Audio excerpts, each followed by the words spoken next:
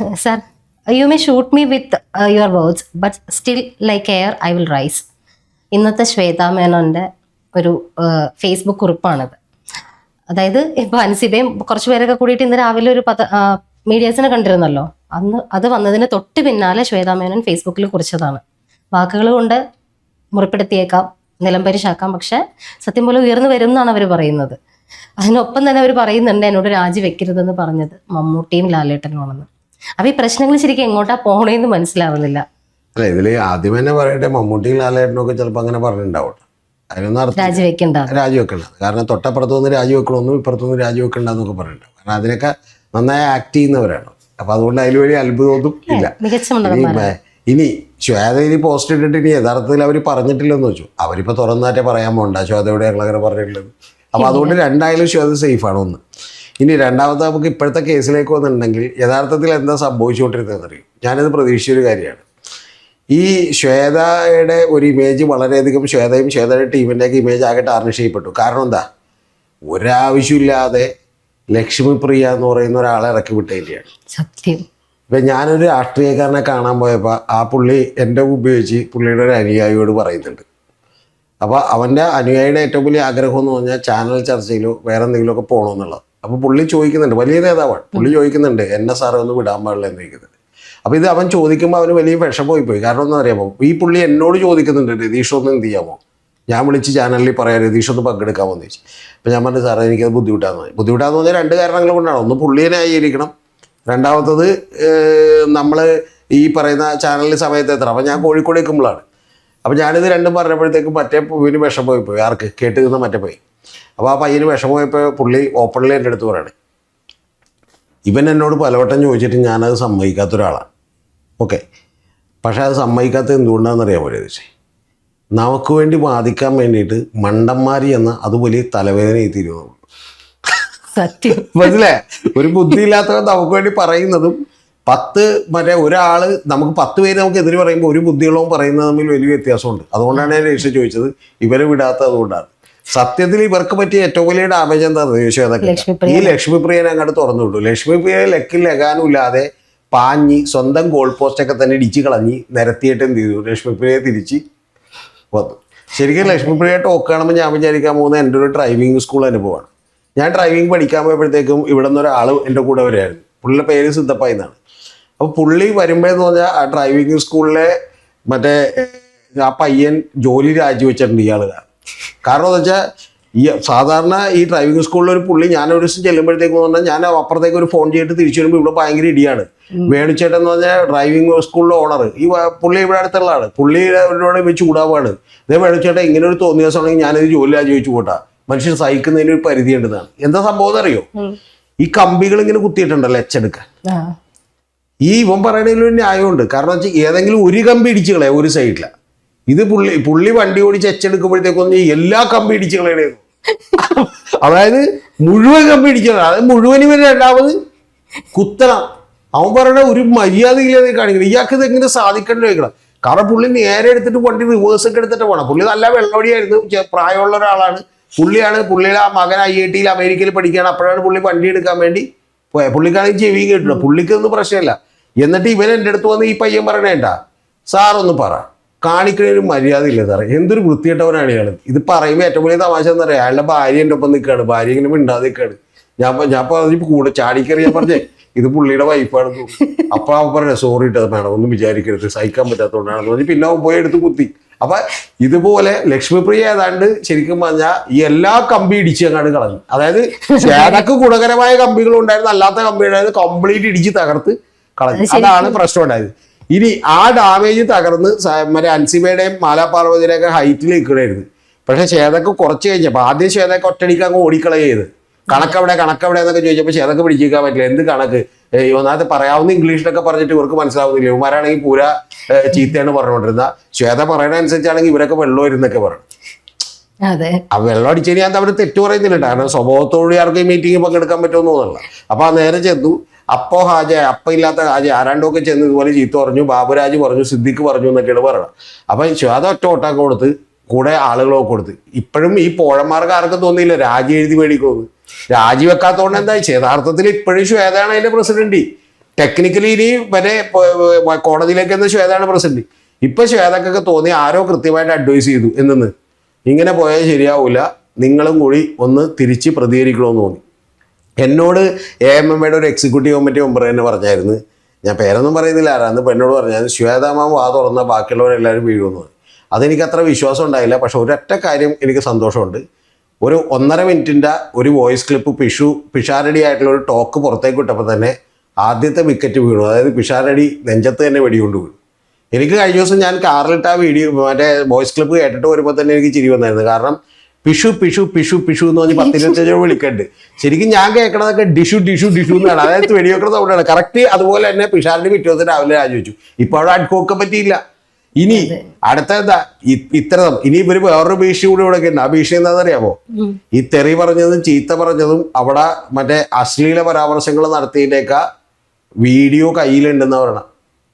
അത് കൂടാതെ അടുത്താരാ മാലാപാർവതിയും മായാവിശ്വാസും കൂടി പറയുന്നൊക്കെ പറഞ്ഞത്. ദൈവത്തിനറിയത് എന്താണ് ഈ സംഭവത്തിൽ നടക്കുന്നത്, നമുക്കറിയില്ല ഇപ്പോഴും എന്താന്നുള്ളത്.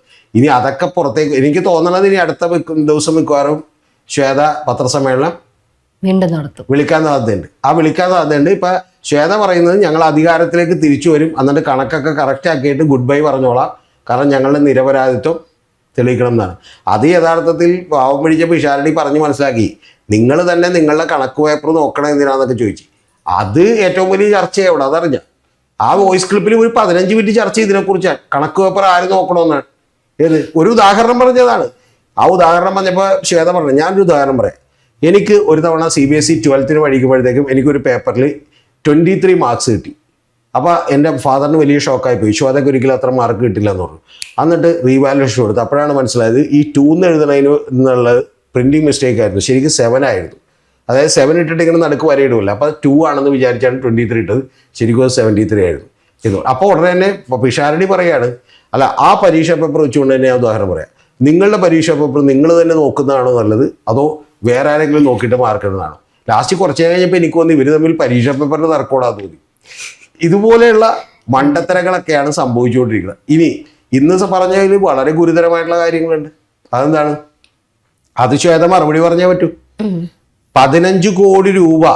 അതെ, ഞാനടക്കം വീഡിയോ എന്നൊരു ചാനലിൽ പത്മ എന്ന് പറയുന്ന നേരത്തെ ഉണ്ടായ BJPയുടെ കൗൺസിലർ, ഇപ്പോൾ ഒരു BJPയുടെ ഇടപെടൽ അവരിരുന്നിട്ടാണ് പറഞ്ഞത് 15 കോടി രൂപ അദാനിയുടെ ഇത് കിട്ടുമായിരുന്നു. അതെ. അപ്പോൾ 15 കോടി രൂപ അദാനി എന്തിനാ നല്ലത്? ഒന്ന്. ഇനി രണ്ടാമത്തെ ആരോപണം എന്താ? 2 കോടി രൂപ മേടിച്ചാണ് BJPക്കും NDAക്കൊക്കെ മറ്റേ സ്ഥാനാർത്ഥികളെ സപ്ലൈ ചെയ്തതെന്ന്. എന്താണ് ഈ കേൾക്കുന്നത്? ഇത് ഈ കാര്യം ഇപ്പോഴല്ലേ ഇവർ പറയുന്നത്. അതിനു മുമ്പ് തന്നെ ഈ സെൽഫ് ഗോൾ അടിച്ച ലക്ഷ്മിപ്രിയ കഴിഞ്ഞ ദിവസം ഒരു ക്യാൻ മീഡിയ കൊടുത്ത ഇന്റർവ്യൂ ഉണ്ടായിരുന്നില്ലേ, അതിനകത്ത് അവരും ഇത് പറയുന്നുണ്ട്. ശ്വേത ചേച്ചിയുടെ മിടുക്ക് കാരണം ഞങ്ങൾക്ക് വരാനിരുന്ന ഒരു 14 കോടി എന്ന് അവരതിൽ പറയുന്നത്. 14 കോടി പോയി എന്ന് അവർ പറഞ്ഞു. അല്ല, അതില് ലക്ഷ്മിപ്രിയ പറയാം. ലക്ഷ്മിപ്രിയന്റെ കണക്കൊക്കെ അറിയാൻ പാടുള്ളതോട് 14 ആയിരിക്കും. ഓക്കെ, അത് കുഴപ്പമില്ല. 14 കോടി. ലക്ഷ്മിപ്രിയയുടെ വേറൊരു ഇന്റർവ്യൂവിൽ കേട്ട ഈ വിവരക്കേടൊക്കെ ആരെ പറഞ്ഞു കൊടുക്കണേന്ന് അറിയാൻ പാടില്ല. അൻസിബക്ക് ഞാൻ പണം കൊടുത്തു. എൻ്റെ വീട്ടിൽ ഇരിപ്പുണ്ടായിരുന്ന പണത്തിൽ നിന്ന് അത് വേറൊരു ഡയലോഗ് കൂടിയുണ്ട്, അത് ശ്രദ്ധിക്കണം. എൻ്റെ വീട്ടിൽ ഇരിക്കുന്നുണ്ടായിരുന്ന പണത്തിൽ നിന്ന് കുറച്ചെടുത്ത് ഞാൻ കൊടുത്തു. അപ്പൊ സത്യത്തിൽ വീട്ടിൽ എത്ര പണമുണ്ട്? 50 രൂപ കുറച്ചാണെങ്കിൽ 50K കുറച്ചാണെങ്കിൽ എത്ര ഉണ്ടായിരുന്നു? ശരിക്കും പറഞ്ഞാൽ അത്ര പണം വീട്ടിൽ പോലും വെക്കാൻ പാടില്ല, ക്യാഷ് ആയിട്ട് മേടിക്കാൻ പാടില്ല. ഇതൊന്നും അറിയാൻ പാടില്ലാത്തതുകൊണ്ടേ വെറുതെ വായിട്ടടിക്കണേ. ലാസ്റ്റ് വല്ല ഇപ്പൊ ഈ കേസിൽ തന്നെ തുറന്നു പറഞ്ഞാൽ ആരെങ്കിലും കൊണ്ട് പരാതി കൊടുത്ത PMLA ആക്ട് പ്രകാരം കേസ് കൊടുത്തിട്ടുണ്ടെങ്കിൽ തലവേദന പോകും. പിന്നെ ഒരു ഗുണമുണ്ട്, അപ്പുറത്ത് അദാനി എന്ന് പറഞ്ഞുകൊണ്ട് അത്ര പേടിക്കാനില്ല. മനസ്സിലായി? അദാനി എന്ന് പറഞ്ഞുകൊണ്ട് മറ്റേ എൻഫോഴ്സ്മെന്റ് ഡയറക്ടറേറ്റ് കേസ് എടുക്കാന്ന് പറയുമ്പോൾ അദാനിയാ അല്ലാന്ന് പറയും. ജോലി രാജിവെച്ച് വേണമെങ്കിൽ സ്ഥലം വിട്ടേക്കാന്ന് പറയും. പണ്ട് വീരപ്പന്റെ കേസ് അങ്ങനെയായിരുന്നു. അല്ല, ഇത് ശരിക്കും ഉണ്ടല്ലോ സാറ് പറഞ്ഞതുപോലെ സെൽഫ് ഗോളാണ് ശരിക്കും സാധനം. ഈ കീമോ തെറാപ്പിയൊക്കെ ഉപയോഗിക്കുന്ന മരുന്നുണ്ടല്ലോ, പുള്ളിക്കാരൻ്റെയോട് പറഞ്ഞു വിടുന്നത് ക്യാൻസർ സെൽസിനെ മാത്രം കൊല്ലാനല്ല, ഡിവൈഡിങ് സെൽസിനെ ഒക്കെ ഷൂട്ട് ചെയ്ത് വീഴ്ത്തിക്കൊള്ളാനാ. അപ്പൊ ആശാൻ അങ്ങ് ചെന്നിട്ട് ക്യാൻസർ സെല്ലിന് മാത്രം വീഴ്ത്തണമെന്ന് അറിയില്ല ആശാന്. ഈ വളരുന്ന മുടിയും സ്കിന്നിന്റെ ഒക്കെ ഡിവൈഡിങ് സെൽസ് ആണ്, ഇതിനൊക്കെ അങ്ങോട്ട് കളയും. അതുപോലെയാണ് ലക്ഷ്മിപ്രിയ അങ്ങോട്ട് ഇറങ്ങിയത്, എല്ലാത്തിനും അങ്ങോട്ട് അടിച്ചു നിരത്തി വീഴ്ത്തി. ലക്ഷ്മിപ്രിയയുടെ ഒരു ഇന്റർവ്യൂ കാണാൻ മാത്രമുണ്ട്. ഇപ്പൊ ഈ മാലാപാർവതി അൻസിബയൊക്കെ പറയുന്ന എല്ലാ കാര്യങ്ങളും അപ്പുറത്ത് ന്യായീകരിക്കാൻ വേണ്ടി ലക്ഷ്മിപ്രിയ പറഞ്ഞു വെച്ചിട്ടുണ്ട്. ഈ കാശ് കൊടുത്തതാണെങ്കിലും എല്ലാം. ഇത് മാത്രോ? സത്യം പറഞ്ഞാൽ ഇത് മാത്രമല്ല, ഈ AMMന്ന് ബാക്കിയുള്ളവരൊക്കെ ഇന്റർവ്യൂ കൊടുത്തേക്കണൊക്കെ ഭൂലോക മണ്ടത്തരാണ്. ഞാൻ താങ്കളോട് ഇപ്പൊ ഞാൻ സത്യം പറഞ്ഞാൽ ഇത് പറയേണ്ടെന്ന് വെച്ചാൽ ഇനിയിപ്പോൾ പറഞ്ഞേക്കെ ഇപ്പൊ ആളുകൾ ശ്രദ്ധിക്കൂ. ഇത് ഇവരുടെ സഞ്ജീവനിയ എന്തോ പറഞ്ഞിട്ടുള്ളൊരു പദ്ധതി പ്രകാരം മരുന്നുകൾ കൊടുക്കുന്നില്ലേ, ഇതിൽ വളരെ പ്രധാനപ്പെട്ട ഒരു കാര്യമുണ്ട്. ചില കൃത്യമായ ഷെഡ്യൂളിൽ പെടുന്ന മരുന്നുകൾ രോഗികളുടെ പേരിൽ മാത്രമേ ബില്ലടിക്കാൻ പാടുള്ളൂ. ആ രോഗികളുടെ പേരിൽ ബില്ലടിക്കുമ്പോൾ അവർക്ക് GST കൊടുക്കാൻ പാടുള്ളൂ. അപ്പോൾ അങ്ങനെയുള്ള മരുന്നുകൾ AMMAക്ക് കൊടുത്തിട്ടുണ്ടെന്നാണ് കഴിഞ്ഞ തവണ ഡോക്ടർ റോണിയും അതുപോലെ അൻസിബയൊക്കെ പലരും ഇരുന്ന് പറഞ്ഞേക്കണം. ശരിക്കും പറഞ്ഞാൽ അപ്പം നിങ്ങൾ ആരുടെ പേരിൽ GST അടിച്ചു? ഇതൊക്കെ വലിയ തലവേദന പിടിച്ച കാര്യങ്ങളാണ്. പിന്നെ സത്യം പറഞ്ഞിട്ടുണ്ടെങ്കിൽ നമ്മുടെ ജോയ് മാത്യു റിട്ടയർഡ് നക്സലൈറ്റ് ഉണ്ട്. പുള്ളി പറഞ്ഞത് കൊണ്ടാണ്, പുള്ളി പറഞ്ഞത് കറക്റ്റാണ്, അതുകൊണ്ടാണ് ആരും ശ്രദ്ധിക്കാത്തത്. പുള്ളി പറഞ്ഞിട്ടുണ്ടല്ലോ, അതായത് ഇവിടെ എന്ന് പറഞ്ഞാൽ കുറേ വിവരക്കേടും പരദൂഷണവും അതുപോലെ തമ്മിൽ കേസ് കൊടുക്കലും അവിഹിതവും ഇതൊക്കെയാണ് എന്നുള്ളത് കൊണ്ട് ആരും മൈൻഡ് ചെയ്യാത്തതുകൊണ്ടാണ്. അല്ലെങ്കിൽ ശരിക്കും പറഞ്ഞാൽ ആരെങ്കിലും ഇപ്പം ഇതായിട്ട് കോടതിയിലേക്ക് പോയൊരു അന്വേഷണം വന്നാലുണ്ടല്ലോ തലവേദനയായി പോവും. ഉറപ്പായിട്ടും ഇത് 2 കോടി രൂപയുടെ കേസ് ഇവർ മേടിച്ചു, സ്ഥാനാർത്ഥികളെ കൊടുത്തു എന്ന് പറയുമ്പോൾ ആരാ പറയണത്? AMMയുടെ മെമ്പേഴ്സാണ് പറയണത്. കൂടാതെ എനിക്ക് ഏറ്റവും ഇഷ്ടപ്പെട്ടൊരു കാര്യം കൂടെയുണ്ട്. അവിടെ വീണ്ടും ഇത് തിരിച്ചു വന്ന് കയ്യേറാനാണ് നിങ്ങൾ ഉദ്ദേശിക്കുന്നതെങ്കിൽ ഉഷാസീന പറയുന്നത് ഞങ്ങളോട് സത്യാഗ്രഹം നടത്തണമെന്ന്. സത്യാഗ്രഹം നടത്തണമെങ്കിൽ ഞാൻ പറയുന്നത് ഉഷാസീനൊക്കെ പരാജയപ്പെടും. കാരണം എന്താ വെച്ചിട്ടുണ്ടെങ്കിൽ മറ്റൊരു സമരമുറ ലക്ഷ്മിപ്രിയക്ക് അവലംബിക്കും. അതെന്ന് പറയുന്നത് കൂട്ടപ്രാക്കാണ്. കാരണം മറ്റേ ഇവർക്കെതിരെയുള്ള വീഡിയോ കണ്ടാൽ മതി. അതായത് ഈ നീന പിള്ളേ നീന കുറുപ്പിനെതിരെയുള്ള വോയിസ് ക്ലിപ്പ് കണ്ടാൽ മതി. മഴുത്ത് ചാവോന്നൊക്കെ പറഞ്ഞാണ് ഇട്ടേക്കുന്നത്. എന്തൊക്കെയാണ് ഇവർക്ക് പറയണേന്ന് അറിയാൻ പാടില്ല. ഇത് യഥാർത്ഥത്തിൽ കഴിഞ്ഞ തവണ ഈ 2 കാര്യങ്ങളാണ് ഇപ്പോൾ ഇവർ ചെയ്തേക്കണം. ഒന്ന് വിഷുവിൻ്റെ ആ വോയിസ് ക്ലിപ്പ് പുറത്തേക്കൊണ്ടു, രണ്ടാമത്തെ ലക്ഷ്മി പ്രിയനെ കൊണ്ട് ഇന്റർവ്യൂ കൊടുത്ത് അൻസിബയെ ഒന്ന് താറടിക്കാൻ വേണ്ടി നോക്കി. ഇതൊക്കെ തന്നെ സ്വന്തം കുഴിക്കുന്നതിന് തുല്യമാണ്. പിന്നെ ഇതിനകത്തേക്കെങ്ങനെ എന്തെങ്കിലും ഒരു അന്വേഷണം വന്നാലുണ്ടല്ലോ മൊത്തം വിടും. എന്റെ പൊന്നേജി സാറ് പറയുമ്പോ മാത്രമാണ് ഈ സഞ്ജീവനിയുടെ കാര്യം എനിക്ക് കേട്ടോ. സത്യം പറഞ്ഞാൽ ഇതിനകത്തേക്ക് ഒരു അന്വേഷണം വരുന്നതിനേക്കാളും ബെറ്റർ എന്ന് പറയുന്നത് ഇസ്രായേലിൽ ബെഞ്ചമിൻ നെതന്യാഹുവിനെ വിളിച്ചിട്ട് പറയാ ഇതിന്റെ നടക്കോട്ടൊരു ബോംബ് ഇട്ടോന്ന് പറയാം. ഇതിപ്പോ ഉറപ്പായിട്ട് ഈ പറയുന്ന ശ്വേതാ മേനോൻ ഇതിലേക്ക് വരുന്നത് തന്നെ ഈ അമ്മയുടെ തലപ്പത്തേക്ക് വരുമ്പോ തന്നെ ഈ ഹേമ കമ്മിറ്റി അതിന് തൊട്ട് മുന്നേ വരെ ഹേമ കമ്മിറ്റി വലിയ കത്തി നിന്ന് വെച്ചതെന്നല്ലേ. ഇവര് കയറി കഴിഞ്ഞതിന് ശേഷം എവിടെയെങ്കിലും ഹേമ കമ്മിറ്റി റിപ്പോർട്ടിന്റെ എന്തെങ്കിലും ഒരു സാധനം ഹേമ കമ്മിറ്റി ഒന്നും അവർക്കൊരു താല്പര്യമില്ല. അപ്പൊ അത് താല്പര്യങ്ങൾ ആക്രമിക്കപ്പെട്ട നടിയെ തിരിച്ചുകൊണ്ടിരുന്നത് ഇതൊക്കെ വെറും തള്ളാണ്. ഇതൊക്കെ വെറും ഡയലോഗാണ്. ഈ ശ്വേതയൊക്കെ വന്ന് വെറുതെ ഒരു സ്പെക്സും വെച്ച് അങ്ങോട്ടും ഇങ്ങോട്ടും നടന്ന് വെറുതെ ഡയലോഗ് വിടുന്നതാണ്.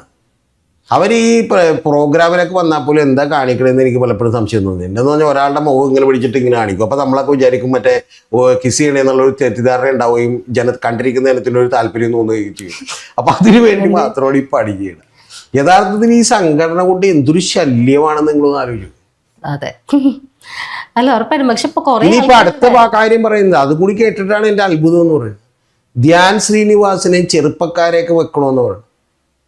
സത്യത്തിൽ ഞാൻ പറയണത് ധ്യാൻ ശ്രീനിവാസൻ മറ്റേ ശ്രീനിവാസൻ അഭിനയിക്കാത്ത 100-250 പടങ്ങളിൽ അഭിനയിച്ച് അത്യാവശ്യം മറ്റേ ജീവിച്ചു പോകുന്നുണ്ട്. കാര്യം ശരി ലോവർ ലെവൽ പടങ്ങളാണ്, പക്ഷേ എങ്കിൽ പോലും മറ്റേ ശ്രീനിവാസൻ പറഞ്ഞത് കറക്റ്റാണ്. ശ്രീനിവാസൻ ഒരിക്കൽ പറഞ്ഞു ജീവൻ്റെ അടുത്ത്, ഞാൻ മലയാള സിനിമയെ സഹായിക്കാൻ, അതായത് വൃത്തികെട്ട പടങ്ങളും മോശം പടങ്ങളും ചെയ്ത് സിനിമയെ ഉപദ്രവിക്കേണ്ടതെന്ന് വെച്ച് ഞാൻ മാറ്റിവെച്ച ഞാൻ ചെയ്യാതിരുന്ന 250 സിനിമകളുണ്ടല്ലോ, അതാണ് നീ ഇപ്പം ചെയ്തുകൊണ്ടിരിക്കണതെന്ന് പറഞ്ഞു. അപ്പോൾ അതേപോലെ അതെങ്കിലും ചെയ്ത് ആ പച്ചരി മേടിച്ച് പാവം ജീവിച്ചു നോക്കോട്ടെ. സത്യത്തിൽ ഞാൻ ധ്യാൻ ശ്രീനിവാസൻ്റെ അടുത്ത് പറയാനുള്ള ഒരു കാര്യം, നിങ്ങൾ വന്ന് ഈ കുരുക്കിലേക്ക് പെടരുത്. ആളുകളുടെ മുഴുവൻ ഇഷ്ടവും പോകും. ഈ കോമഡിയും അതുപോലെ തന്നെ ഓപ്പണായിട്ട് ഡയലോഗും വിട്ട് ആളുകളുടെ ഇഷ്ടം പിടിച്ച് മേടിക്കുന്ന അത്ര എളുപ്പമുള്ള പരിപാടി അല്ല ഇത്. മോഹൻലാൽ തന്നെ എനിക്ക് ശരിക്കും പറഞ്ഞൊരു മറ്റേ ഈ ഹേമ കമ്മിറ്റി വന്നതിന് ശേഷം പുള്ളി നിന്ന് വെന്തുരുകിയത് എനിക്ക് ഓർമ്മയുണ്ട്. മനസ്സിലായി. ഞാൻ ഈ കഴിഞ്ഞ ദിവസം കൂടി ആലോചിച്ചു. എപ്പോഴാണെന്നറിയാമോ, ഈ സ്മൃതി പരുത്തിക്കാരൻ്റെ ഒരു പ്രമോ ഞാൻ കണ്ടു, ഡിബേറ്റ് വിത്ത് സ്മൃതി പരുത്തിക്കാരൻ. അതിൽ അമ്പ ചെയ്യുന്നതാണ്. ഏതാണ്ട് അതുപോലെ മറ്റേ മാധ്യമ പ്രവർത്തകർ ഇന്ന് ഒരു 250 അമ്പ ചെയ്ത് അത് കുത്തിയിട്ട് ഇങ്ങനെ നിന്ന് കരയുന്ന മോഹൻലാലിനെ നമ്മളുണ്ട്. എനിക്ക് സത്യത്തിൽ മറുപടി ഇല്ലാതെ. അതുകൊണ്ട് കഴിയുന്നതും ഞാൻ പറയുന്ന ഒരൊറ്റ കാര്യം ഞാൻ കഴിഞ്ഞവണ പറഞ്ഞതാണ്, മോഹൻലാലും മമ്മൂട്ടിയും കൂടി വന്ന് തോക്കുസ്വാമിയുടെ നിന്ന് 2 തോക്കും മേടിച്ച് 2 ഉണ്ട മേടിച്ച് മുകളിലേക്ക് വെടിവെച്ച് ഈ സാധനം പിരിച്ചു വിട്ടിരിക്കുന്നു എന്ന് ഒറ്റ വരിയിൽ എഴുതി കൊടുത്താൽ ഈ പ്രശ്നം തീരും. അല്ലെങ്കിൽ ഈ യുദ്ധം കണ്ടിന്യൂ ചെയ്ത് പോയാൽ ഇത് 100% ഞാൻ പറയുന്നു, ഏതെങ്കിലും അന്വേഷണ ഏജൻസികൾ ഇത് ടേക്കപ്പ് ചെയ്യുന്ന അവസ്ഥയിലേക്കോ ആരെങ്കിലും ഒരു പബ്ലിക് ലിറ്റിഗേഷൻ ഹർജിയായിട്ടോ അല്ലെങ്കിൽ അത്തരം കാര്യങ്ങളായിട്ടോ കോടതിയിലേക്ക് പോയാൽ ഒരു അന്വേഷണത്തിന് ഉത്തരവിട്ടാൽ ഇത് പണി പാടും. ഇനി വേറൊരു കാര്യം കൂടി പറയണ്ട, ഇതൊക്കെ ചെയ്യുന്നവരുടെ ഒരു സാമാന്യ ബോധവും കൂടി ഒന്ന് ആലോചിച്ച് നോക്കി. ഈ അൻസിബയുടെ അടുത്തുള്ള പരാതി ഒത്തുതീർപ്പാക്കണേന്ന് പറഞ്ഞ് ടിനി ടോം വിളിച്ച് പിഷുവിനോട് സംസാരിച്ച് പിഷാരടിയോട് രമേഷ് പിഷാരടി എന്നിട്ട് സംസാരിച്ച് ഒത്തുതീർപ്പാക്കാന്നുള്ള ലെവലിലേക്ക് എത്തി. അപ്പം ടിനി ടോമിൻ്റെ വക്കീൽ ആരാണെന്ന് എനിക്കറിയാൻ പാടില്ല, അത്ര മണ്ടറായിട്ടുള്ള വക്കീലാണ്. വക്കീൽ പറഞ്ഞത് അൻസിബ് ഒരു മാപ്പെഴുത്തന്നോ, കൂടാതെ ഇനിയൊന്നും ഇത്തരത്തിൽ പറയൂലെന്ന് പറയണു. എങ്ങനെയെങ്കിലും കൈയും കാലം പിടിച്ചോ ഒക്കെ സോറിയും പറഞ്ഞ് രക്ഷപ്പെട്ടു പോകണ്ട. ഇനി ഏത് ഞാൻ താങ്കളെ ഉപദ്രവിച്ചിട്ട് താങ്കൾ എനിക്ക് മാപ്പഴി തന്നെ, കൂടാതെ താങ്കൾ പറയണമെന്ന് ഇനി ഞാൻ ഇതുപോലെയുള്ള പല വൃത്തികളും പറഞ്ഞാലും ഒന്നും പ്രതികരിക്കില്ലെന്ന്. അത് കേട്ടപ്പോൾ പിഷാരടി അപ്പം തന്നെ ഫോണിട്ടിട്ട് ഓടിയാണ്ട് പിഷാരടി പറയേണ്ട ഒരു വാചകം അതിനകത്ത്, ഈ ഇത്രയും സമയം ഇവരുടെ വക്കീലന്മാരോട് ഇവരോടൊക്കെ സംസാരിക്കാൻ ഉപയോഗിച്ച സമയം വേറെ എന്തെങ്കിലും വേണ്ടി ഉപയോഗിച്ചെങ്കിൽ എൻ്റെ ജീവിതം കുറച്ചുകൂടി ധന്യമായി. സത്യത്തിൽ പിഷാരടി വിഷമിക്കേണ്ട ആവശ്യമില്ല. ശ്വേതയുടെ വെടിയേറ്റ് വീണെങ്കിൽ പോലും സത്യത്തിൽ ബാക്കിയുള്ള കാര്യത്തിനൊക്കെ താങ്കൾക്ക് സമയം കിട്ടും. ഈ തേങ്ങ മാങ്ങയൊക്കെ കൊടുക്കുന്ന ഡുഹക്ക് കമ്മിറ്റിയൊന്നുമായിട്ട് നിൽക്കേണ്ട ആവശ്യമില്ല. അത് നിയമപരമായിട്ട് നിലനിൽക്കുന്ന ഒരു കാര്യമല്ല. അതുകൊണ്ട് ഇനി ഇവർ തിരിച്ചു വരാനുള്ള ഒരു ശ്രമത്തിലാണ്. ഫൈറ്റ് ജസ്റ്റ് ബിഗൺ തുടങ്ങിയിട്ടേ ഉള്ളൂ.